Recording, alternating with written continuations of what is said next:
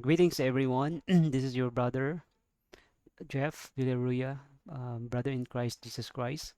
Welcome, everyone, to this another presentation. Since it was a long time, I wasn't able to continue to share the presentations. So this time, I'm going to continue study about, especially what is happening right now in our world today, especially the great conflict as we all witness the war in Iran and Israel, and many people today, and even many Christians, are confused and seeking for the answer kung ano na yung nangyayari ngayon sa mundo natin, and where in the prophecy na malalaman natin kung anong ano na to ang sign. Ito na ba yung sign that we've been preaching about, the signs of the nearness of the coming of our Lord Jesus Christ. So allow me to share this to you. Hope that this presentation, that it will enlighten us and it will give us at least a knowledge, especially for our preparation in this last day. So as you can see on the screen, I entitled this The Blueprint of the Battle of Armageddon. So the Battle of Armageddon, we can read that in Revelation, no, the last book in the Bible, especially in Revelation 16, verses 12 to 16. To start, let's pray. Loving Father in heaven, we are so grateful for you give us another opportunity that we can continue to study thy word, especially, Lord, that we are living in the last earth's history. We pray, loving Father, for your guidance and enlightenment, for it is your will for your people that we may be sealed before that we are um, facing the final crisis, and you don't want us to allow, oh Lord, that we will be left unheeded the information, the truth, the light, for the warning in the last days, so that we may able to prepare ourselves. Bless each one of us, Lord, and those who are watching and a Lord seeking for the truth, that these videos, this presentation, that will give them also the encouragement and to seek more of your spirit. We ask this in the loving name of our Savior Jesus Christ's name. We pray. Now, to give us an idea, no, in order for us na mayroon tayong malawak na knowledge regarding of the war that is happening right now in Iran and Israel, and who are those behind them, na sino ba talaga ang nagkontrol sa buong mundo. Kaya ang topic natin is yung the blueprint of the Battle of Armageddon. In other words, yung Battle of Armageddon ay nakaset up na to lahat. Mayroon na siyang blueprint. So ang kailangan lang natin as we as God's people, na we have to study the sure word of the prophecy in order for us to link all the events na nakasulat doon and through the spirit of prophecy. So the blueprint of Armageddon. So ito yung pinaka first, no, na text. Ito yung pinaka center natin sa the whole study, na malalaman natin at saka maintindihan natin clearly ang lahat ng mga events, or when we say about the war, lahat ng mga wars na nangyayari na na-witness natin sa past, in the World War I, in the World War II, at sa lahat ng mga wars na nangyayari sa Middle East.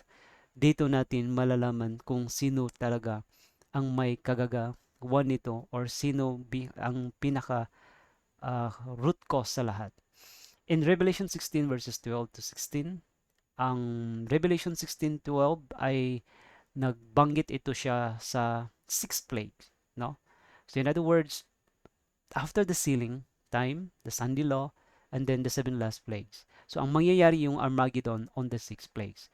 And it says, and the sixth angel poured out his vial upon the great river Euphrates, and the water thereof was dried up, that the way of the kings of the east might be prepared. So that is in verse 12. So mayroon yung event na ang six plagues ay doon siya ibubuhos yung vial, no, sa great river Euphrates. O maraming presentation regarding about the Revelation 16:12 na Ito ay they spiritualizing the Great River Euphrates. Pero yung Great River Euphrates, no, actually ay nagsimbolo to siya sa Ottoman Empire, Ottoman Turkish power. Yun yung the water there is yung governmental power niya na mag-dried up siya, yung Great River Euphrates. The remaining territory of the Ottoman Empire finally will be dried up nang dahil sa ang kagawan nang dahil sa kings of the east. So sila yung dahilan na yung Great River Euphrates yung kings of the east. So that time na pag mag-dried up siya to prepare the kings of the east, anong gawin nito yung kings of the east?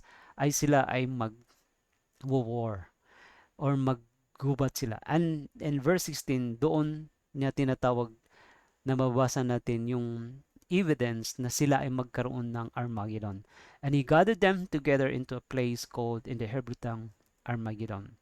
So, because of our previous na mga presentation o narinig natin na about the spiritual, yes, it is true, no? There are two sides of the coin na yung Armageddon is the last battle between good and evil, no? There are only two um, classes of people, no? The good and the evil. And that is the one side of the coin. But yung mangyayari in the last days sa Armageddon ay literal to siya or physical talaga to siya ng war. Because God's people, no, ang final na battle sa spiritual ng God's people doon sa Sunday law. Because it involved enforced worship and to receive the mark. And that is a physical plague. But here in seven last plagues, these are all physical plagues. No? Hindi natin to siya pwedeng ma-spiritualize. Tapos na yung spiritual battle natin. Nasisealed na tayo during the time before the Sunday law. Okay? So mayroon tayong other topic doon.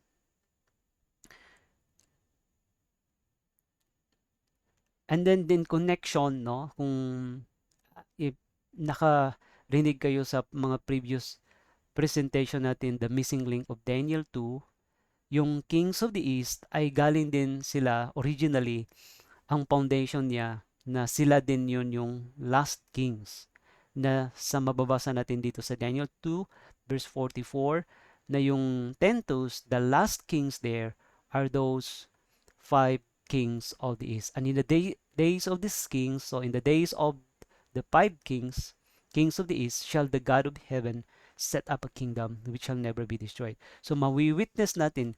So we're going to identify here who are those the kings kasi plural siya eh. So in other words, dito natin mawi-witness na itong last na mga kings, sino yung mga kings na to, is set up ng Panginoon ang kanyang everlasting kingdom. So in connection sa Revelation 16 na yung first na binasa natin dito sa, ito yung pinaka foundation niya, ang Daniel 2. So ito is just only a review. Alam natin na sa Daniel chapter 2 verse 42 na yung 10 toes na yon, merong lalabas doon na partly strong and partly broken. In other words, merong strong at mayroon ding broken or weak. So sino ba yung mga strong na naging dominate yung the remaining 7 kasi 10 man yun. Naging 7 na lang na pluck up yung 3. So yung pinaka-powerful doon of these 7, some are very powerful such as Britain, France, and Germany. Okay. Pero yung iba ay weak. Sino yung weak? Switzerland, Spain, Portugal, whilst Italy stands as it were between strong and weak. Britain, France, and Germany have spread their power over the whole world and have so intertwined themselves in the affairs of the whole world that what touches the world touches them, and what touches them touches the world. Ganun katindi, ganun yung powers ng tatlong bansa na nations sa Western Europe, yung Britain, France, and Germany. So sila yung pinaka-strong, no? Out of 7 sa itong tatlong bansa na ito. So we'll try to see later kung hanggang ngayon ba, nag-exist pa ba itong tatlong nation na to. Kung powerful ba nila. So, involved ba sila ngayon sa mga gulo, sa mga conflict, no? Yung tatlong bansa na to na sinasabi natin na yun sila yung pinaka-powerful. So we identify now na yung Daniel 2:42 na yung pinaka partly strong down ay yun na yung Britain, France, and Germany, no? So at least alam natin yung principle. So to give us an idea, no? Para malalaman natin to connect the latest update ngayon sa mga wars na nangyayari sa Middle East, no? So ang division of Roman Empire, so dalawa na hati pala yung Roman Empire, yung Western Empire, yung Ten Toes, Western Europe, yung Eastern Empire after the Byzantine Empire na invade siya, na nawasak siya hanggang sa 1453. Ang sumunod doon is ang Ottoman Empire. Ito na yung Arabs, Turks, and Muslims. So sa Western Europe, yung Britain, France, and Germany. And the Ottoman Empire, yung pinaka-capital seat niya nandoon sa Turkey. Yun yung mga territories ng Ottoman Empire: Turkey, Palestine, Syria, Iran, Iraq, Egypt, Lebanon, Libya, and Saudi Arabia. At sa iba pang hindi ko nabanggit dito. Pero ito yung pinaka uh, mga territories ng Ottoman Empire. So makikita nyo na yung focus nito yung tatlo sa prophecy ay sila yung involved or responsible na dinidismantle nila yung Ottoman Empire. Okay. So ito yun ang dalawang empire ng Roman Empire, na hati siya into two: Western Empire, Roman Empire, and the Eastern Empire, no? Roman Empire. So dito yun yung Great Britain, Germany, and France. Dito din yun, ito yung Ottoman Empire, dito yung Turkey. Ayan. So nakikita nyo diyan sa map, no? The geographical map of the Roman Empire in the old times, from 168 BC to 476 AD. So ito yung pinaka-foundation natin para malalaman natin who's for those powerful nations behind the war in Israel and Iran. Now, ito na yun yung Ottoman Empire. Actually, wala yun nag-exist during the time ang Ottoman Empire, yung Israel. Okay? Walang Israel doon dati. Sa panahon ng Ottoman Empire, from the 12th century, no? Hanggat nag-exist lang siya, na naging state siya, no? Sa United Nations Charter Council na naging nation yung Israel. So nahahati na ngayon yung Israel, pero walang Israel at the time sa Ottoman Empire. Palestine yun, lahat yun. So pagdating ng 1840, ayun na, dumating na another progression of the Ten Toes. Dumating yung Russia, na desire ng Russia is to possess the Turkey, especially the Constantinople, which is kasi yung Constantinople, yung Istanbul, ay yun ang pinaka-capital sa the old world, sa buong mundo. So ang decision making, lahat nandoon sa Istanbul, or dati tinatawag na Constantinople. Because of the powers of Great Britain, Germany, and France, na many times na kanyang ipossess, no, ang Istanbul or Turkey, ay hindi nagawa ng Russia because of the Western powers na always keep her out of it. So ito yung continuation or progression sa Ten Toes. Now, tingnan nyo. Pagdating dito, na-involved na yung Russia. So, Britain, France, Germany sa Western Empire, Eastern Empire, ito yung Ottoman Empire, at saka Russia. So, ito yung tinatawag na Eastern questions, no? So, nabanggit na naman natin to. Pero, there's another, no, remarkable events pala, yung time na yon. Kasi yun pala yung klase ng war na sinubaybayan ng mga First Advent movement.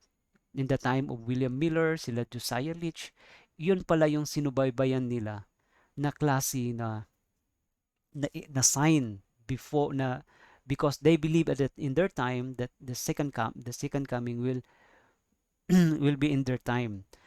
So kasi nabanggit yun ni Jesus Christ in Matthew 24 na there will be wars, rumors of war. So anong war na kanilang binabantayan at the time? It was the war sa Ottoman Empire.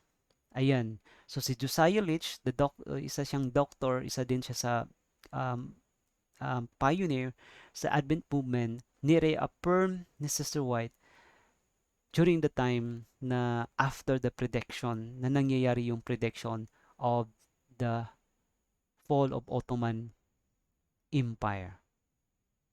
Ayan.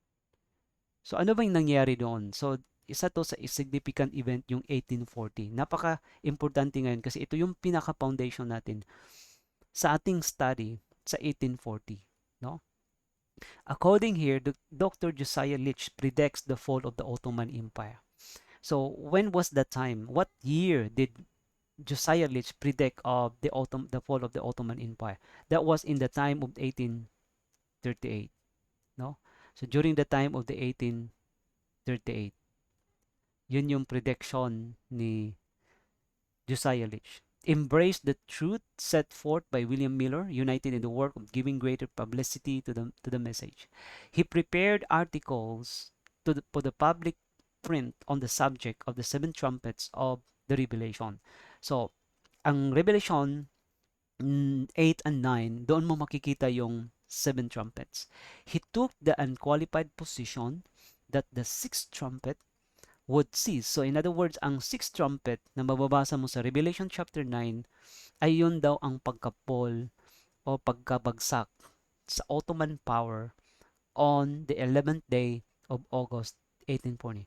Now, when you look at this, it seems like this kind of protection is impossible because, Dr. Josiah Leach, he mentioned not only the year, not only the month, but even the specific day. Binanggit niya on 11th day. And that would demonstrate to the world that a day and a symbolic prophecy represents a year of literal time. So anong nangyayari doon? Nang si Josiah Leach nag-publish siya nito, no? Sa articles concerning about the fall of the Ottoman Empire na doon niya kino-quote sa kanyang pag-aaral sa prophecy of Revelation chapter 8 and chapter 9, seven trumpets. So ano nangyari after this? No? So marami ito yung isa sa nakapag-steer sa kanila. No, the publication of Dr. Leach lecture made a general steer, and many thousands were thus called to watch for the termination of the difficulties that had sprung up between Muhammad Ali. Okay, now binanggit niya dito, kasi 1838 siya nag-predict, di ba? Na ito daw si Muhammad Ali, the Pasha of Egypt, siya yun nag-invade sa Syria at the time, and the Istanbul, the Sultan of Turkey at the time. The Pasha of Egypt and the Turkish Sultan. Hundreds said na-involve yung Russia nito kasi nag-help yung Russia during the time sa Egypt. If this affair terminates as the doctor has asserted, okay, sabi daw nila, kung ito daw na affair o itong event na to, pag mangyayari daw na magkakatotoo siya, ang prediction, ang sabi nila, and we will be Adventist. So napakalaki yung rule ng mga 70 Adventists ngayon that we are entrusted the light, the whole light in the last days, the sure word of the prophecy, na the moment when we preach the prophecy to the people, and kung magkatotoo siya, and I believe that many will be converted because of this prophecy. Especially pag alam natin paano natin ipipresent saan sa prophecy ang nangyayari ngayon, ang conflict, ang war ngayon sa Russia-Ukraine war, sa Iran and Israel war, Israel and versus Palestine war. So lahat ng mga wars, kung alam natin sa kanila, no, mapipresent natin through the sacred history, no, then I believe that many also will become an Adventist or will be converted. So tingnan natin, continue natin So ano ang resulta doon? This striking fulfillment of the prophecy had a tremendous, ano daw? Had a tremendous effect upon the public mind. It intensified the interest of the people to hear upon the subject of fulfilled and fulfilling prophecy. Dr. Litch said that within a few months after August 11, 1840, he had received letters from more than 1,000 prominent infidels. Ano kaya nangyari doon? Because yung itong mga infidels, kasi naghihintay sila eh. They continually try to um, follow, no? Waiting kung anong mangyayari, kung magkatotoo ba siya. So after that, nagkatotoo pala on August 11, 1840 na na-fall yung Ottoman Empire. Some of these were fully converted to God, and a number of them became able speakers in the great Second Advent movement. So that was the history of the Advent movement na nagkatotoo yung prophecy concerning the fall of the Ottoman Empire. Now this time, ito pala yung ang sign or the identity na in 1840, yun pala ang first na nagkaroon tayo ng knowledge, ang pagka-dry up ng Great River Euphrates. So ito ang Great River Euphrates. So in 1840 na dry up ang Great River, pero hindi siya complete dried up. Almost to dried up during that time in 1840 ang Ottoman Empire. Yun yung binasa natin sa Revelation. Kaya ina-affirm, no, sa spirit of prophecy that in the year 1840, another remarkable fulfillment of prophecy excited widespread interest. 2 years later, Josiah Litch, one of the leading ministers preaching the Second Advent, published an exposition of Revelation 9, predicting the fall of the Ottoman Empire and specifying not only the year but the very day on which this would take place.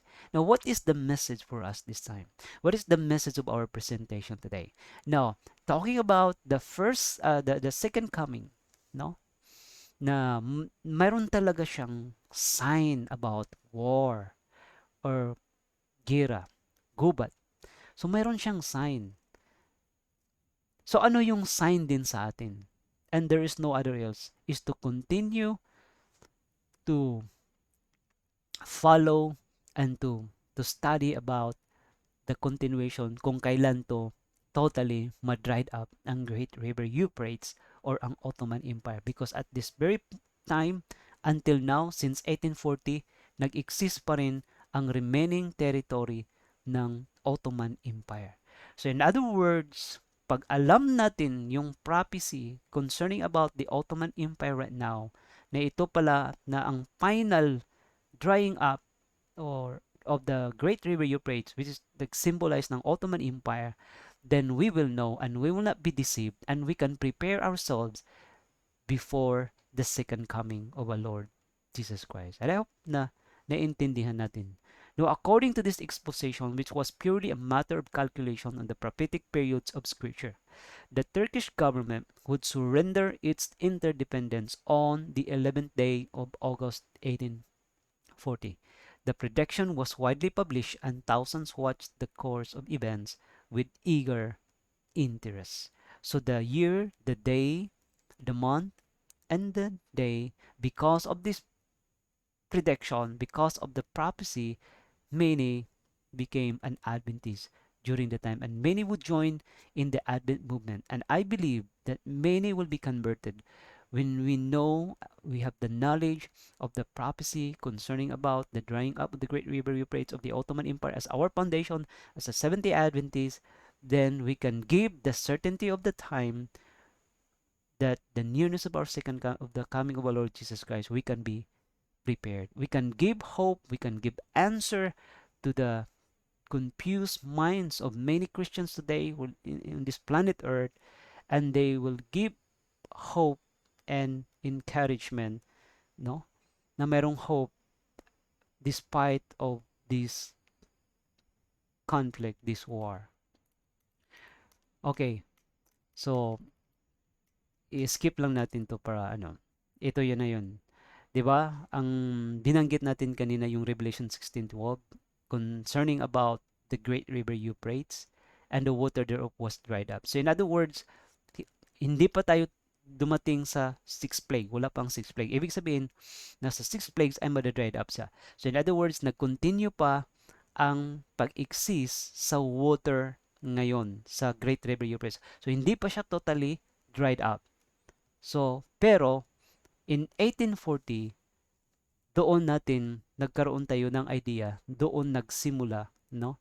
The beginning of the drying up of the Great River Euphrates, which is symbolized the Ottoman Empire in 1840. Now, the question is, bakit hindi siya completely na dried up in 1840? Because during that time, ito yung nangyayari. Several times, kasi yung Russia gusto niya i-possess din yung Turkey, yung the remaining territory. Hindi siya na, na, na complete dried up because several times since 1840, the Turkish government would have ceased to be. Dapat mag-cease na siya. Had it not been upheld in this way. In a little pamphlet on the Turkish-Armenian questions published in 1895 by the Armenian Society in London, the following statement is made concerning England's connection with this matter. We are responsible for Turkey, the the the, the Europe says, the power in Europe, the allies. We saved the Turk twice. Dalawang beses siya na save ng allied powers, at least from the doom which he richly merited. The Duke of Wellington 60 years ago lamented that the Russians had not entered Constantinople in 1825 and brought the Ottoman Empire to an end. So dapat natapos na siya, dried up na siya, supposed to be in 1825 and brought to the Ottoman Empire to an end. We must much more reason to lament that it was not destroyed in 1853. So hindi siya na-destroyed, hindi siya na totally na-dried up in 1853 and again in 1878. On both these occasions, we interfered to save it. So the reason why hanggang at the time, after 1840, the Ottoman Empire, the Great River Euphrates, continue to flow the waters. The power is still the the Turkish power still what? The territory of Ottoman Empire, yung remaining niya, hanggang ngayon nag-exist pa siya because of the Allied powers nag-intervene yung during the time. So hindi nakuha ng Russia. So it's almost dried up ang Great River Euphrates during the time. Hindi pa siya totally, completely na dried up. So dito sa map, nakikita natin yung lahat yung naka-X dyan, yun ang actually, yun ang mga territories ng Turkey. Okay. Since 1840, the Great River Euphrates almost dried up siya in 1840. Now, the development after the 1840, ano nangyayari? No? In-invade siya 1820, 1853, 1878, hindi walang na-save pa rin siya ng Allied powers, no? Hold pa rin siya ng Allied powers ang Turkey. So ito sila ang ang responsible sa Ottoman Empire na dried up siya. So they are the responsible for the drying up of the Great River Euphrates, which is ang pinaka-head niya ang Turkey. Okay? Yung apat na yan. But in 1898, as we all know, that there was an extension of powers in 1898 na yun yung United States na during the World War na nag-war ang United States at saka Spain, natalo yung Spain, na-possess niya yung Philippine Islands and so he became an Eastern power ang United States at the time. So, nakumpleto na yung Kings of the East kasi nandoon na yung United States. So, nakumpleto na siya.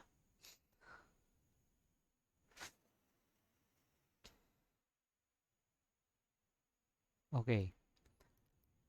Sorry. So nakumpleto na yung Kings of the East sa Revelation, Germany, France, Britain, United States, and Russia. So ito na yun ang final na sila ang responsible for the drying up of the Great River Euphrates, which is ang Ottoman Empire. Okay. So as what it says here, that these kings, no, yung lima, they are actually practically control the whole world. Britain, Russia, Germany, France, and United States. So tingnan natin ngayon, no, sa lahat ng when we talk about geopolitics, when we talk about geoeconomics, when we talk about global banking and monetary system, tingnan natin kung ano yung mga rule nito, yung limang bansa na to na tinatawag na sila yung pinaka-powerful nation or the kings of the east, and tinatawag din sila the kings of the earth and of the whole world. So all the powers like some way is only associated. So under sa kanila lahat yung ibang bansa, but they are the one, sila talaga ang pinaka-powerful na hanggang sa pagdating ng Panginoon na maabutan sila sa nation, the kingdoms na i-establish ng Panginoon. Now, this is the continuation or the progression of the drying up the Great River Euphrates. So, yung lima, sila din ang nag-involved sa World War I. Now, the major nation involved in the World War I were primarily split into two alliances, the Allied powers and the Central powers. The Allied powers include France, Great Britain, Russia. Andun ba sila? Na-involved din yung Italy, Japan, pero sila ay sunod-sunuran lang. So, nasa likod lang sila. Pero yung pinaka-powerful nation na involved sa World War ay sila talaga yung lima. United States, and the central powers were primarily Germany, Austria, Hungary, and the Ottoman Empire.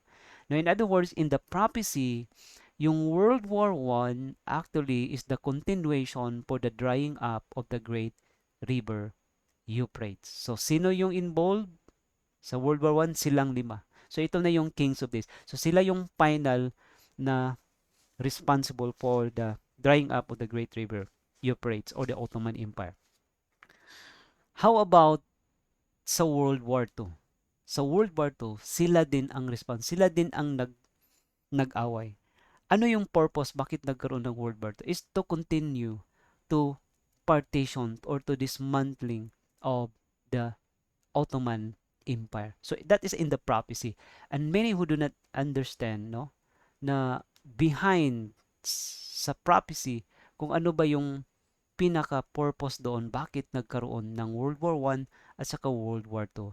In the prophecy, nang dahil lang to continue for the drying up of the Ottoman Empire. Tingnan natin. Now, ito yun yung map, no, sa mga kings of the East. Okay. Bakit tinatawag sila na kings of the East? Kasi sila ang Ottoman Empire, almost lahat yan is nasa East yun. So kaya nga sila ang nag-rule, nag-dominate sa lahat ng East, no, na mga nation. Ito yung lima. So ito na sila, ang battlefield nila during that time sa war is ang Ottoman Empire. And napaka-valuable kasi yung Constantinople, yung pinaka capital seat at that time, no? Pinaka-valuable yun ang Constantinople during that war sa World War I, no? So, ayan na, that time na involved din ang United States sa World War I. Ito yung Ottoman Empire. Pero kung titingnan mo siya, ang Ottoman Empire ay um, tutulungan ng tatlong bansa, Britain, France, and Germany, and United States against Germany, no? Yung Ottoman Empire. Because during that time, pag na-involved yung United States sa World War I, no? Tingnan nyo, doon nakaposition yung France, nakaposition yung Great Britain, nakaposition yung Russia against the Ottoman Empire. No? Yun yung makikita mo sa map na yan. Video kasi ito, screenshot ko lang. You can search it on the YouTube, no? Mga videos, makikita mo doon kung ano yung pinakapakay nila no, sa World War One. And then during that time, doon din yun ang kanilang plan na kukunin nila yung Palestine na kanilang papalitan yan na magiging Israel na yun lahat. Okay? That was in November 1917, no? November of 2nd, 2. His Majesty's government view with favor the establishment in Palestine of a national home for the Jewish people, it being clearly understood that nothing shall be done which may prejudice the civil and the religious rights of existing non-Jewish communities in Palestine. So, meaning, the World War One was the way, no, para siya yung hub nila na para din na yung plan to invade Palestine through the propaganda of the Zionist movement, and na magkaroon na kanilang makukuha yung plan nila na mapalitan nila yung Palestine. Because as what I've said, na during the time sa Ottoman Empire, walang Israel at the time. Only Palestine. So yun ang nangyayari during that World War One. Okay? So, and during that time, after the war, no? Ito si President Wilson, no? Woodrow Wilson. Nag-announce siya na mayroon siyang plano, no? There are 14 points. 14 points. They outline his vision for a post-war. Ano ba yung 14 points or plan ni ano ni Woodrow Wilson? 14 siya. Pero titingnan natin yung number 12. Ano yung nakalagay doon sa number 12? Ang isa sa plano nila ay kanilang i-dismantle ang Turkish Empire. The Turkish Empire to be dismantled. Okay? So, i-enlarge natin. I-highlight natin. Ayan. So, yun pala ang purpose ng war, na kung paano siya sa prophecy yung since 1840 na ma-continue siya na ma-dried up ang Great River Euphrates or ma-dismantle siya. Tingnan natin after the war kung nangyayari ba ang plan to dismantle, to continue to dry up the Great River Euphrates. So during that time sa war, nag-sign ng armistice yung Ottoman Empire kasi natalo siya to stop the war, ang Ottoman Empire. So after that, ito na yung nangyayari. So mayroong na nangyayari o mayroong silang agreement na tinatawag na or treaty na Sykes-Picot Agreement. So ang Ottoman Empire ngayon, ayan makikita nyo doon sa map. 'Di ba mayroon yun nakikita nyo na tinatawag na legion doon sa baba? Tingnan nyo yung Palestine. Yung colon ng Palestine, naging under na siya after World War I, under British, French, and Russian protection. Yung ito, yung Iraq, Arab state under British protection. Yung isa, Arab state under French protection. So yung under French protection to yung Syria, Lebanon, ayan, yung Syria under the French protection. And yung ito, under the French rule. Yung Armenia is under the Russian rule. So pinaghati-hatian nila ang Ottoman Empire during that time. So yun ang pinaka-purpose pala. Bakit nagkaroon ng World War I and they continued it until World War II. Ganun pa rin to continue to dismantle the Ottoman Empire. Sino yung involved nito? Yung 5. The Britain, France, Germany, United Russia, and the United States. So, nagkatotoo ba ang plan na after the World War I na yung Turkish Empire is to be dismantled? Pero kailangan mag-aaway muna sila, magkaroon muna ng war. So, after the war, the result of the war, ito na yun. The Turkish Empire to be dismantled. At saka na-dismantled yun at the time sa kanilang treaty. So, ayan na yung progression after 1840, pagka World War I, na iba na yung Ottoman Empire. Unti-unti siyang nada-dried up. Nag-continue siya, nagka-dried up ang Ottoman Empire. So, ito yung mga Other treaties, sabi dito, the Treaty of Peace between the Allied Powers and the Ottoman Empire, the Treaty of Sevres marked the beginning of the partitioning of the Ottoman Empire. The treaty's stipulations included the renunciation of most territory not inhabited by Turkish people under cession to the Allied administration. The ceding of eastern Mediterranean lands saw the introduction of noble polities, including the British mandate for Palestine and the French mandate for Syria and Lebanon. Now, during that time, no, sa World War I, sila yun ang pinaka-aggressive doon, yung Russia, yun ang uh, France, Britain, no? And after that, during that time, na-involved din ang Germany. Pero ang last na pinaka-aggressive na nag-invade sa lahat ng territories ng Ottoman Empire, Libya, Syria, Iraq, Iran, Saudi Arabia, ay ang last is ang United States, no? So hindi pa masyadong aggressive at the time yung United States, pero siya yung pinaka-last, no? Ayan. So tingnan nyo, from World War I to World War II, ang picture na ngayon ng Ottoman Empire. Ayan.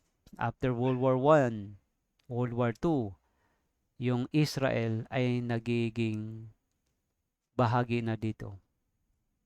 During World War I, wala pang Israel. Kunti pa lang. Pagka World War II, talagang naghari na siya para magiging base ang Israel sa lahat ng Ottoman Empire. Unti-unti nagiging frontline ng United States, ng Germany, ng France, ng Britain against Russia to invade the Turkey. So unti-unti nila 'yon, no? At least pagkaroon tayo ng idea. Ayan. Ang original, ayan ang original. Pag after World War I and World War II, nagiging Israel na. Hanggang ngayon, yun na ang picture ng Ottoman Empire. Ayan. Now, another thing is that si Jones, siya ang nagpatuloy na nagsulat about the continuation of the drying up of the Great River Euphrates. Or we call this, ang term nila ginamit dito is, ang term na ginamit nila, yung word is Eastern questions. Now, nang nagsulat si Jones during that time sa Eastern questions, the kings of the East, Britain, France, Germany, Russia, and the United States, mayroon ding, kasi siya si Jones ay isa siyang author ng writer of secret history. Ito naman sa kabila, na makikita nyo, yan ay yan ang isa ding writer ng secular history na yung pangalan niya ay si Putnam Will. Now, in 1905, ito si Jones, no? Nakita niya yung book nito, yung The Reshaping of the Far East of Putnam Will. Nang nabasa niya, nagulat siya. It was because during the time na yung binasa niya, kung ano yung sinulat niya about the Eastern question, yun din ang laman ng The Reshaping of the Far East. Yun din yung sino yung kings, no? Sino yung nag-invade, exploit sa Far East ay yung 5. The Britain, France, Germany, United Kingdom, and United States, Russia. I mean. So nagulat siya. And then sinulat din niya doon ang 6 plagues, no? Writer of the secular history. So doon sa kanyang book na The Reshaping of the Far East, doon niya sinulat na ang mga king sa Far East is ang Russia, Britain, France, Germany, and United States. Kasi history ito eh. No? History sa Far East. So malalaman mo pag makikita niyo ito sa Google, no? Meron yung PDF na yan. So nag-download ako, tiningnan ko lahat doon sa digital siya PDF. Ando nakikita ko yung sino talaga yung kings of the Far East. Sila pala. Kaya tinatawag doon sa Revelation 16:12 that they call themselves that they are the kings of the East kasi sila yung nag-dominate, nag-control sa lahat ng bansa. They have the sphere of influence sa kings, sa lahat ng bansa sa East. Ayan, Putnam Will. Makikita mo yan sa Google. Ayan, ito yung China. Ayan, Russian, British, German, French, and the United States. Makikita mo yung the Chinese Empire. So yung five kings of the East, andan sila. Even yung EI, no? Tini tinatry din ko rin si EI kung ano ba yung information niya regarding sa Far East. So sino yung mga kings. Sabi ni EI, no? Yes, Russia, the United States, and the United Kingdom, France, and Germany, along with other nations, played a significant role in reshaping the Far East. So, ang term ginamit niya ni ChatGPT ay reshaping the Far East. So, we're trying to compare, no, kung yung affirmation, kung tama ba ang EI from the secular history and then the secret history, particularly during the era of imperialism and colonialism. Their actions and policies influenced the political, economic, and cultural landscape of the region, leaving the lasting impacts. Ayan. In summary, sabi niya dito, in summary, the actions of Russia, the United States, and the United Kingdom, France, and Germany, along with other nations, profoundly reshaped the political, economic, and cultural landscape of the Far East. Their involvement in imperialism, colonialism, World War I and World War II, and the subsequent post-war period had a lasting impact on the region's history and development. So even CEI, no, ang ChatGPT ay alam niya.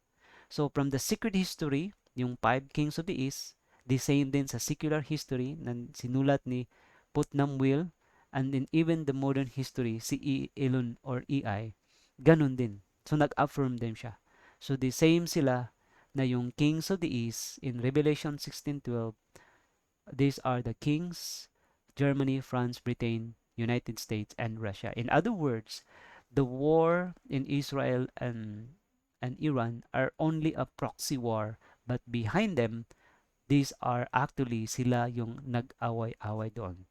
So mamaya, I will show to you sa mga videos na nandoon sila itong 5 sa proxy war ng Israel at saka Iran. Okay? So sila din involved sa World War II, no? And then sa nagiging after sa World War II, mayroong tinatawag na Cold War, no? And then they continued, no? Then they create the NATO, no? Ang ginawa ng itong apat na to, sila ang nag-create sa NATO for the purpose na they will continue to hold the remaining territories of the Ottoman Empire. That then Turkey became a member of the NATO in 1952. So nasa kanila. So kanilang hindi nila bibitawan yung Turkey because it's very valuable to them ang Turkey ng NATO.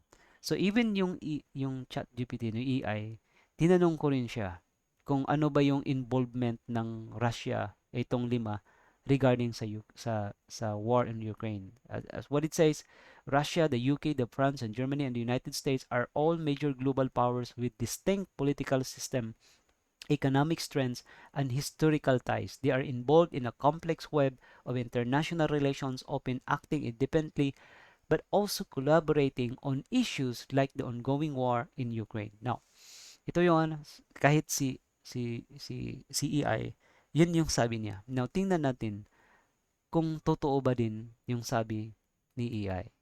Russia-Ukraine war or a proxy war. Involved din sila actually. Sila actually ang behind sa lahat ng mga war ngayon. So, si Zelensky is only a puppet of these 4, Germany, France, Britain, United States against Russia. Okay? So, puppet lang yan ginamit lang si Zelensky sa 4. Tingnan nyo. Screenshot ko ito sa video. Russia has issued a stark warning to UK, France, and Germany over sending troops to Ukraine. Nandun pa rin sila. UK, France, Germany, can Ukraine's new biggest backers take on Putin? Now, this is important, no? This as the foundation para malalaman natin na yung blueprint of the Battle of Armageddon ay consistent siya hanggang ngayon. Tingnan natin mamaya sa Israel and Iran war. Ayan, yun yung 5 nandun pa rin. Then, pero ang pinaka ah, maglaban-laban is yung pinaka powerful sa kanilang 5 is yung dalawa, yung Russia at saka yung United States. But behind the United States yung tatlo, no, Britain, France and Germany. Now look at this, no? Yung issue ngayon, yung war ngayon sa Ukraine Russian war. Ukraine war latest, sabi dito. Sino yun? Una, Germany threatens significant tightening of Russia sanctions ahead of Ukraine peace talks. So sino? Andyan si Russia, si Germany. Now, this one, the France president signals new sanction on Russia if it refuses ceasefire with Ukraine. So, kailan yung date na yan? At yung during the time is yung May 13, 2025. Oh, that was last month, May 13. Ang France na naman. And then, another one is yung UK. Sabi dito, Britain takes the lead as Europe seeks to boost support for Ukraine. So, involved pa rin sila doon sa conflict between Russia and Ukraine o yung war doon. So, ito talaga is isa lang proxy war. Pero behind the scene, sila pala yung 5 ang author or head sa lahat ng conflict. Now, this one, the news ay after the death of Pope Francis. So, mayroon silang initial meeting, si President Donald Trump and si Zelensky. So, ano yung negotiation? Ano yung initial meeting nila? Na yung pinag-aawayan nila, the dispute, no? The US plan also rules out Ukraine's membership into the NATO military alliance and sees a UK-France-led coalition of the willing providing a security guarantee once a ceasefire is enforced without involvement of the US. So the German Defense Minister Boris Pistorius warned Ukraine not to agree to deal which involves sweeping territorial concession in return for a ceasefire. Now, gusto din ng itong tatlo na powerful kings na hindi dapat, no, na yung nakuha na territory, especially the Crimea, ay ipapatuloy na ibibigay sa Russia. Sabi ng President of the United States also told them Crimea will stay with Russia. So pero yung tatlong powerful kings ay ayaw nila na maposes ng Russia yung Crimea. So mayroong behind, no, sa kanilang negotiation. Now we know na this is yung pinaka master plan na gusto na masusunod is ang United States. Trump said last week that most of the major points of the deal are agreed to. Reports suggest that Ukraine could be asked to give up large portion of land seized by Russia, including Crimea. Now, ang tanong doon is, bakit yun ang Crimea? Or some of the territories? Don't you know nga, itong proxy war na sila yung 5, kung titingnan natin kung ano ba yung ang behind, ano ba yung territory ng Crimea? Don't you know that yung Crimea and some of the territories na kukunin ng Russia is still part pa rin yun ng old Ottoman Empire territories. Titingnan natin mamaya. No? So makikita natin during that time sa negotiation, pumunta yung tatlo, yung United Kingdom, yung France, yung Germany, sila talaga yung nag-propose doon, no? Talk direct, Putin proposes direct talks with Ukraine. Ignores pressure from Europe at the US for ceasefire. Kasi yung time na yon, gumawa sila ng sanction for 30 days, sanction yung tatlo, no? Pumunta doon sa Ukraine, sa Kyiv, para gawa sila ng sanction for 30 days, no? Na ceasefire against Putin. So, saan ba yung meeting nila supposed to be? Is sa Turkey, no? Sabi dito, so, they are fulfilling the prophecy. As what I've said na yung pinaka uh, head of the Great River Euphrates, yun ang Turkey, ay doon pala sila magbi-meeting. Now, sino yung magmi-meeting? Ito yun siya ang nagiging puppet si Zelensky, United Kingdom, France, Germany, United States against Russia. So doon sila magmi-meeting sa Turkey. So ito yung pinaka-center. Putin proposes direct talks with Ukraine. Zelensky pressures Russian leader to meet saan? In where? In Turkey. So they are fulfilling the prophecy.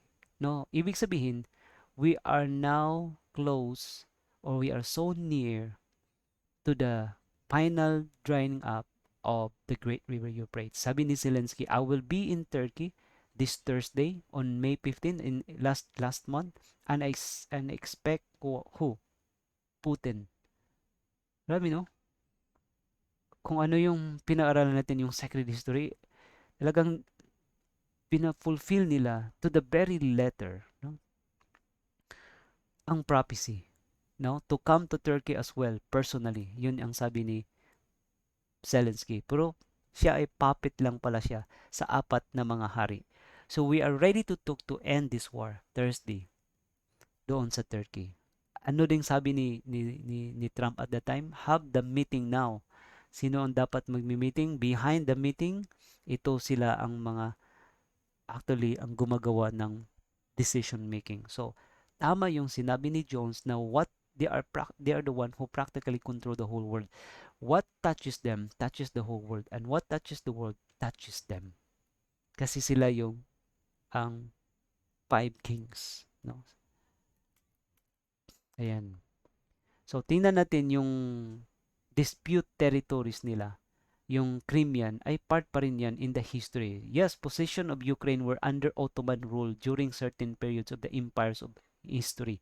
The Ottoman Empire's influence extended into the southern Ukraine through the Crimean Khanate, which was under its protection. Additionally, areas like Podulia were directly incorporated in the Ottoman Empire as province for a period.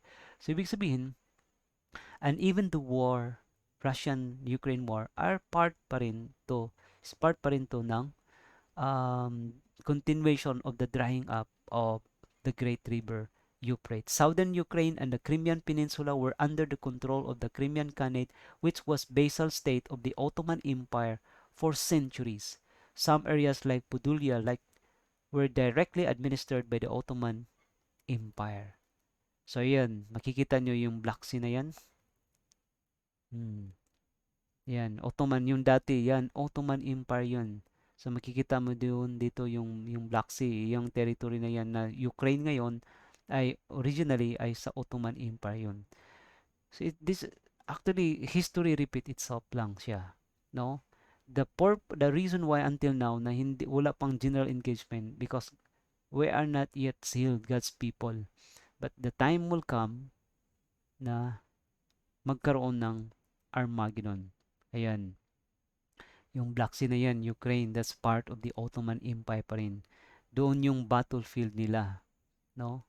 Na hindi maka-move forward kasi nasa ano na siya eh, nasa mouth na yung ito kasi ngayon, 'di ba, ang Crimea ay na kuha na ng territory ng Russia ngayon. So naka-position na siya ngayon sa Russia, nasa mouth na siya ng Great River Euphrates. So almost na malapit na siya na madadried up because nakaposisyon na yung Russia. But the allies, yung NATO ay kaniyang i-hold yung Turkey na dapat doon always binabantayan nila na hindi makukuha. So yung Black Sea will become the battlefield, no? Ito yung pinaka-danger na kasi nasa bibig na siya, the mouth of the Great River Euphrates ang Russia. So ito yung pinaka-latest, no? According sa news, no? USA counters Russia in the Black Sea region. Why is Crimea so important for Putin? Kasi ang Crimea, siya mouth ng Black Sea, no? Malapit na siya sa Great River Euphrates or nag-symbolize sa Turkey. Ayan. Kaya nga alam ng US dapat hindi siya makaposisyon yung Russia. Southern Ukraine along the Black Sea corridor was also the scene of some of the fiercest fighting and wars as atrocities during World War II, and Soviet Union under Joseph Stalin forcibly deported the entire community of native Crimean Tatars to consolidate Moscow's control over Crimea and the Black Sea. In 2008, Russia launched an invasion of Georgia, another Western-oriented country on the Black Sea, marking Europe's first 21st century war and foreshadowing how Putin's new imperialist ambition would drive the future ambition of Ukraine. Ayan. So, saan ba galing tong idea? No? It was in the time of the Peter the Great. So, Peter the Great, he was the leader of Russia at the time na siya yung nag-modernize ng Russia. So ano ba yung ambition ni Peter the Great? So what it says that ito yung sinabi ni Peter the Great. Nevertheless, the conquest of Turkey, the possession of Constantinople, and the command of the passage between the Mediterranean and the Black Seas have long been the abode purpose of Russia. Peter the Great cherished this ambition 2 centuries ago and left it as a sacred legacy to his successor. So, ibig sabihin, ito yung kaniyang binigay, no? Iniwanan niya sa kaniyang mga successors na kailangan na makukuha nila yung Turkey, the possession of the Constantinople, and the commands of the passage between the Mediterranean and the Black Seas. Yun ang Istanbul or the Bosphorus Straits and the Dardanelles. Sabi niya, take every possible means of gaining Constantinople or Istanbul. Excite war continually in Turkey and Persia, that is in Iran. Establish fortresses in the Black Sea. Get control of the sea by degrees necessary to the realization of our project. Now, yung word na Persia dun ay yun yung tinatawag natin ngayon na Iran. Ibig sabihin na we whether like it or not, na mai-involve talaga ang Russia. Isa siya sa likod ng war ng Israel at saka Iran. Kasi yun ang kanyang iniwanan sa kanya ng kanilang leader ni yung predecessor nila na si Peter the Great. And something happened, no, sa isang news na si Putin ay kinakompare niya ang kaniyang sarili na si Peter the Great. So ibig sabihin, kung ano yung iniwanan ni Peter the Great ay ganun din si Putin na kaniyang susundin na kukunin nila yung Turkey at saka Iran. So what does it mean? Turkey and Iran are the two countries will be the last na sign before the Battle of Armageddon. So, tapos na yung Iran ngayon, nagpakita na sila ng manifestation na yung Iran, and then lalaban yung Russia, and then the next of these conflict, the Turkey then shall be involved. We whether like it or not, because this is already set up, naka-blueprint na to siya, ang Battle of Armageddon. So, malapit na ma-dried up yung Great River Euphrates. So, it is true na yung sinabi ni Jones that the three powers that created the Eastern questions in 1840 with Germany and the United States do actually control practically the whole world. Kaya sinatawag sila na kings of the East and the kings of the earth and of the whole world. So tama yung sinabi niya. Kailan nakasulat? 1900s.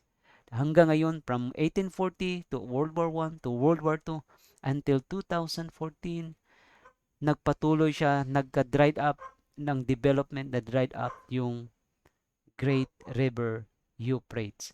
So ngayon, nasa Iran sila ngayon.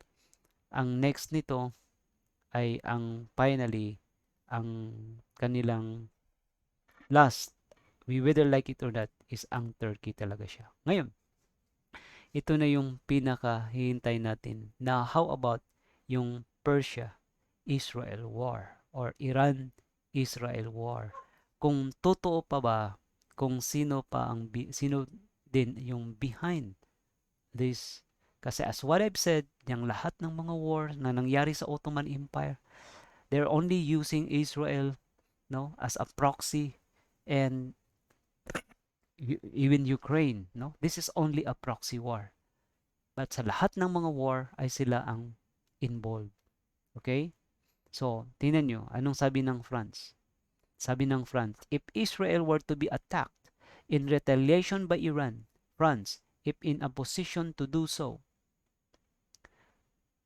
would take part in protection and defense operation. Yun yung sabi ng Iran. How about ang Russia? Kasi as alam natin, no, na part ng ng plan ng project for the realization of their project ng Russia ay kukunin nila yung Iran.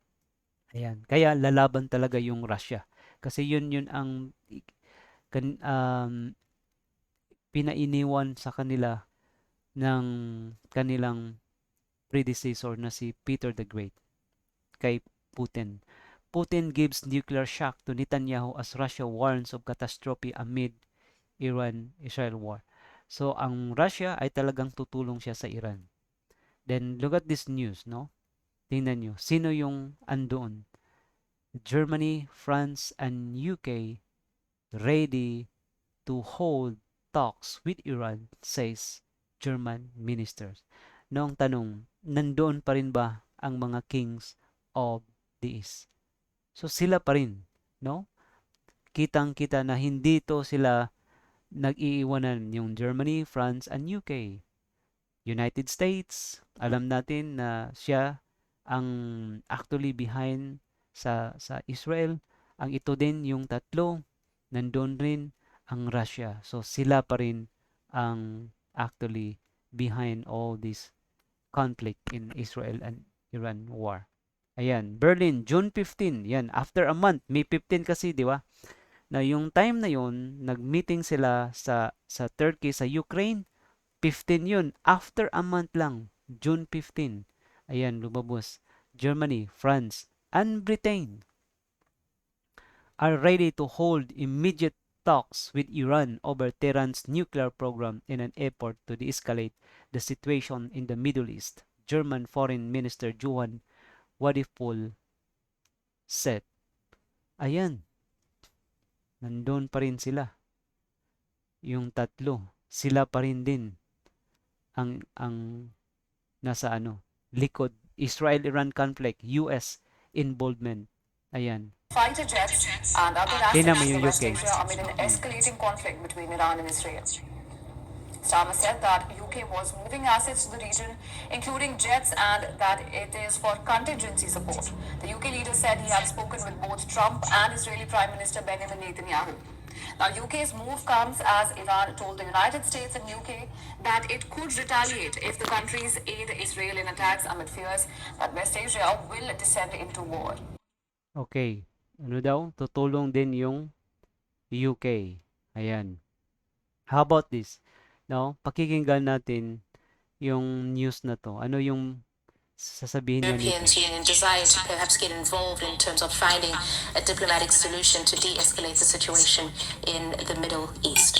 So, Christine, that's the official EU reaction. I mean, are there any other reactions? Are we hearing anything else, for example, from the individual member states? Absolutely. We know that the leaders of France, Germany, and the United Kingdom have held a call. They have said that they will remain in close contact. We also now have received confirmation that the German Chancellor Friedrich Merz was among the first leaders to be briefed about Israel's, for example, from the individual member states. Absolutely. We know that the leaders of France, Germany, and the United Kingdom have held. Ayun. Sino yung binanggit niya? Yung France, Britain, and Germany. So, andun pa rin siya. So, from the time sa 1840, the progression hanggang dumating sa World War I, sila pa rin. Sa World War II, sila pa rin. Hanggang 1952, naging member ang Turkey sa NATO. Hanggang sa 2014, na-involve pa rin ang Turkey sa war sa Israel and Palestine, na-involve pa rin yung Turkey at saka yung 5. And even today, actually involved pa rin yung Turkey. Okay? Ang Ottoman Empire, the remaining territories of Empire. So hanggang ngayon, still the same ang conflict na umikot-ikot lang siya doon sa lima nito and then sa Ottoman Empire and then yung last nila after this Iran, then the next will be, we whether like it or not, is yung Turkey. At least alam natin, no, na ito yung continuation. Now, another videos na magiging involved talaga yung Turkey, no? Ang last talaga nila is ang Turkey, okay? Okay. Will Russia, Turkey, and China provide support to Iran in its conflict with Israel? The three countries. Okay. Sino daw? Yung China, yung Turkey, and China will support sa Iran. Ayan. Yun ang sinabi dito. Okay. Have condemned Israel's actions, but is that enough? And what do they all stand to lose if the conflict spirals out of control? This is Inside Story.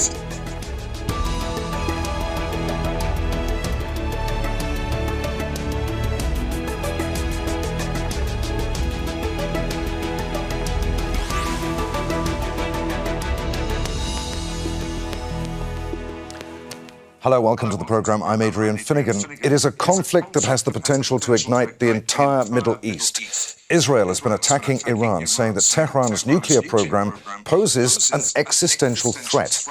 Iran, for its part, has responded with a barrage of retaliatory attacks while insisting that its nuclear program is for peaceful purposes. But now, with the two sides launching missiles and drones at each other, what role can the global community play? China, Russia, and Turkey have condemned Israel's actions and called for diplomacy.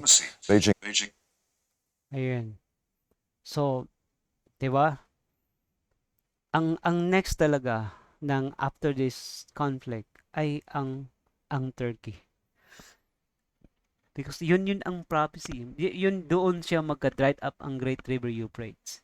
And that's the time na magkaroon ng Battle of Armageddon. Pero hanggang ngayon ay hinuhold pa ng Panginoon. Okay? So ito na yun ang yan. So yung United States, no? Tapos na yung France, Britain, Germany, tapos siya na nag-invade yung Russia, no? Ang Russia is always consistent din siya na ito talaga yung after yung Iran, makukuha niya then yung Turkey. So yung United States nandoon na, nakaposisyon na yung apat na ito na yung Israel. So tapos na sila sa Gaza, lahat almost finish na sila. Syria nandoon na rin sila, Iraq tapos na to, na-invade na to ng United States, Saudi Arabia, Egypt, Libya, lahat yan. Iran. And the last, we would like it na ito talaga yung Turkey. Yun ang Revelation 16 na magka-dried up ang Great River Euphrates because of the responsible these five kings, yung Great Britain, France, Germany, United States, and Russia. We whether like it or not. So yan yung kings of the East. So Russia-Ukraine war ay almost na dried up yung Great River Euphrates. So mayroon pa akong isa, no, na video na ipapakita to anong tawag nito? Saglit lang. Kung pwede pa siya. Pwede pa siya. Ayan. Try natin. No? Kung sana yung video na yun.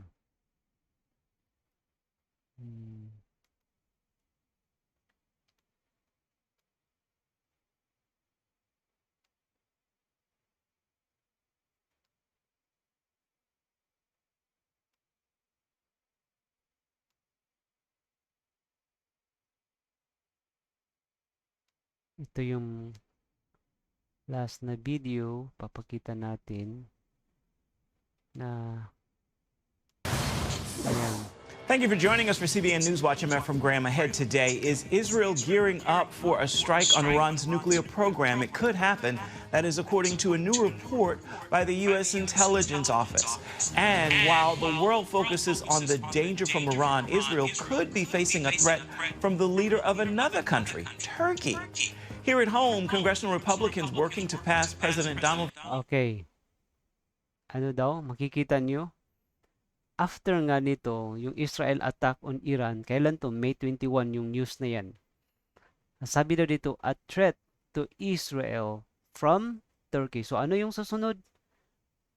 Ay may involved na yung Turkey. Sabi dito, no, sa news. So tingnan na, ano ba yung dahilan bakit may involved na yung Turkey?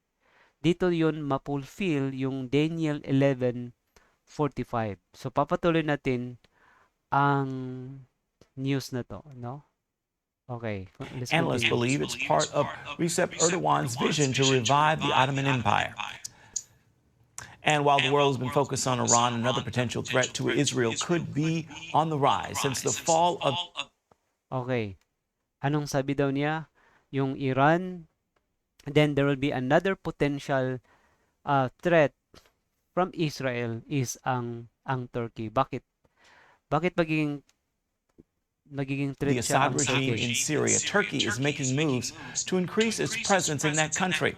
Analysts believe it's part of Recep Erdogan's vision to revive the Ottoman Empire, and his ambitions could mean trouble for Israel. Okay. Ano daw? Anong sabi? Bakit ma-involve yung Turkey na magkaroon ng conflict after the Iran is ang Turkey? Kasi yung Turkey as what it's the sabi niya na ang Turkey ngayon ay nasa posisyon na ng Syria ngayon, and the president of Syria ay talagang gusto din niya, no nagka-agree sila na i-revive yung Ottoman Empire, and then isa sa plan ng Turkey is yung Jerusalem, no, sa Israel. Okay, so kaya yun ang magiging threat sa kanya. Tingnan natin mismo na yung magsasabi yung Israel na talagang threat sa kanila yung Turkey. Okay. Middle East correspondent Julie Stahl is on this story. The concern is Turkish President Recep Tayyip Erdogan may have aspirations that are even greater than Iran's. If we are talking about the influence in Syria, he already took the place of Russia and Iran. But I think, given the Ottoman glorious past, I think his ambitions are far more bigger than Iran's. Born and raised in Turkey, Chai Eitan Cohen Yanorocek monitors its actions for the Moshe Dayan Center as well as the Jerusalem Institute for Strategy and Security. He tells CBN News one shouldn't underestimate Erdogan when he insists the borders of Turkey are larger than they are now. We do see the boundaries of the Ottoman Empire. So as much as Belgrade, he is talking about Jerusalem. As much as Athens, he is talking about other cities like Cairo and other cities inside the Middle East. So I don't think that it is limited within the boundaries of the Middle East. The Ottoman Empire, also known as the Turkish Empire, began more than 700 years ago, eventually controlling Southeast Europe, as well as parts of West Asia, North Africa, and the Middle East, up to the early 20th century. After World War I, the Allied powers partitioned the Ottoman Empire, including what became known as Palestine. Yanorocek says December's fall of Syrian President Bashar Assad opened the door for Erdogan to implement his goal of reviving an empire, beginning with Syria. We all witnessed that since the beginning of the Syrian civil war. The Turkish president provided everything he has to the Syrian opposition. And he is turning the current Syrian administration as his core ally by providing some civilian services like paving the roads, paving railways, providing radars, and repairing airports and other facilities. Turkey is creating here a very important dependency from the Syrian side. Yanorocek adds Turkey is the only country declaring an intention to build up the new Syrian army, while the U.S. has demanded that it destroys its chemical weapons and renounce terrorism. On paper, Israel and Turkey have shared diplomatic relations since 1949, although Erdogan's moves could put that at risk. The Turkish president, at the end of the Eid al-Fitr celebrations, he unfortunately wished for the destruction of Israel, especially after October the 7th. We cannot tolerate some, future threats. Since the Assad regime fell, Israel has bombed weapons stockpiles and strategic military locations while establishing a buffer zone along its border with Syria. Israel is concerned both with those who control Syria and Turkey's involvement. They are already building governmental facilities to sort of show a type of sovereignty in the Syrian land as well. You see Turkey building post offices, banks, Turkish banks who are using Turkish currency, schools. Israeli Deputy Foreign Minister Sharon Haskell tells CBN News Israel has two priorities regarding Syria: the safety of Israel and the protection of minorities, including the Christians, Druze, and Kurds. Then there's the outlier. Turkey is a great concern in what is happening in Syria now. Not just that, we need to hear their declarations and their speeches of their leadership. And that's really concerning, in particularly statements and discourse in regards to Jerusalem. These are declarations who are a red line in regards to Israel, but it shows their intention. Haskell adds that intention goes beyond Israel. After what had happened in Syria, they feel like they're on a high horse. But that should be a great concern to all the neighboring countries around. Ayan. President Trump recently offered to smooth out any difficulties between Israeli Prime Minister Benjamin Netanyahu and Erdogan. Any problem that you have with Turkey, I think I can solve. I mean, as long as you're reasonable. You have to be reasonable. Yana Rochik says it's also the first time the U.S. could have access to Syria, which used to be under Russia's thumb and is now being influenced by Turkey, a NATO member. Ayan. Siguro noon napakaliwanag na yan na yung news nakikita natin ngayon after this Iran ay magiging threat na naman ng Israel at saka United States. Yung four kings ang Turkey kasi na-invade niya yung Syria, nag-establish na siya doon, and then yung pinakakatakutan nila it's because yung Jerusalem, 'di ba? Nabanggit niya kanina, no? Na it's a threat talaga. Kasi they have the plan, yung Turkey, yung Jerusalem. And yun ang Daniel 11:45, that he shall plant his tabernacle, no, between the seas in the holy Jerusalem. Ayan. So meaning we are now almost that the great river Euphrates is almost to dried up. We are very close to the battle of Armageddon. So yun ang blueprint of the Battle of Armageddon, na after this, Iran, then magiging next in line is ang Turkey. So ito na yung pinaka-final, no, na sign. So ano pa yung sign na hahanapin natin na binanggit ni Jesus Christ, the kind of wars and rumors of wars na ating hihintayin, as the same in the 1840 movement, yung Ottoman Empire na ma-fall siya. So I hope and pray na we will continue to search more and to seek more of the truth, especially the sure word, the prophecy, yung mga pangyayari ngayon, kasi mayroon to siyang continuation of this presentation, the part 2 of this, kung ano yung mga updates pa, because we are running out of time na, kasi medyo mataas na siya, almost 1 hour na. I mean, more than 1 hour na yung na-consume natin, and we'll continue this, the part 2, because very exciting yung part 2 na updates regarding sa Israel and Iran war. And with this, thank you so much, and God bless us all.